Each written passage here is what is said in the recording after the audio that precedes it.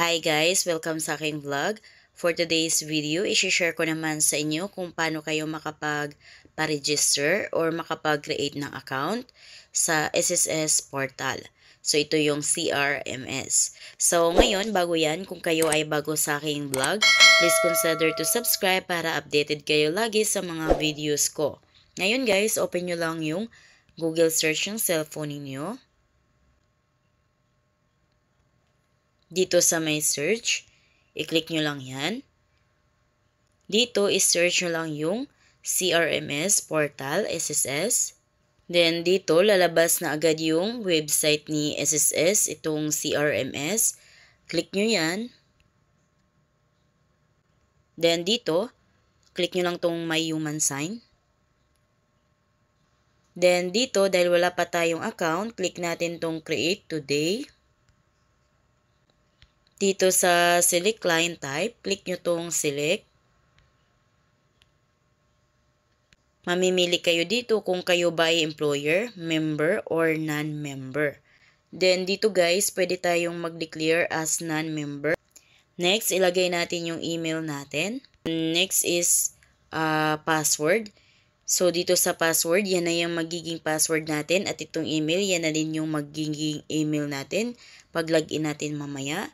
Kung kaya tandaan natin. Ayan, nalagay na natin. Then next, dito naman is the Twitter. So guys, dahil walang asterisk yan, so ibig sabihin, pwedeng din natin lagyan. So skip lang natin yan.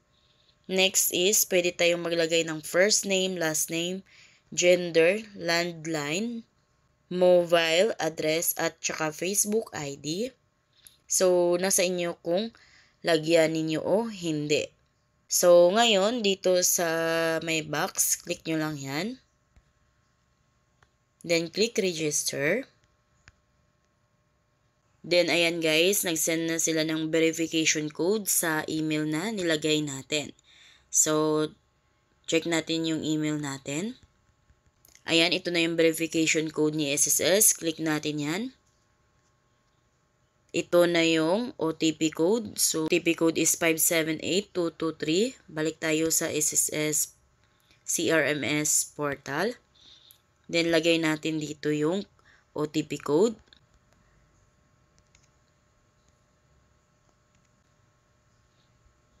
Then, ayan guys, successful na yung pagpa-register natin.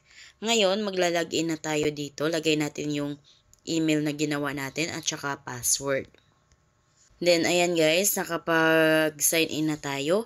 Makikita nyo dito yung open, reopen, in progress. Then, close. Then, dito, click natin yung plus sign. Then, dito, makapag-request na tayo nating mga concern. Click natin tong select, request or concern. Then, dito, makikita nyo na yung mapagpipilian. Ayan. Then, halimbawa, ito yung problem or concern ninyo. Click natin yan. Ayan. So, ganun lang guys kung paano kayo makapag-create ng account o makapag-register dito sa Usap Tayo portal. So, kung kayo bago sa aking vlog, please consider to subscribe para updated kayo lagi sa mga videos. Thank you for watching!